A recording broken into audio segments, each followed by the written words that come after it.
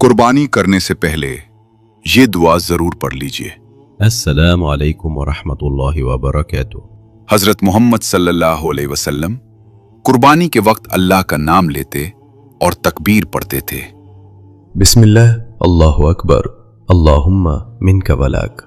तर्जुमा, अल्लाह के नाम से, अल्लाह सबसे बड़ा है। ए अल्लाह, ये तेरी तरफ से है और तेरे ही लिए है।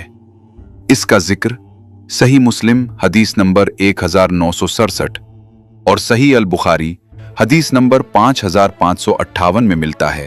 अल्लाहुम्मा तक़ब्बल मिन्नी। तर्जुमा, ए अल्लाह, इसे मेरी तरफ से कबूल फरमा। कुर्बानी के बाद कबूलियत की दुआ मांगना बेहतरीन अमल है।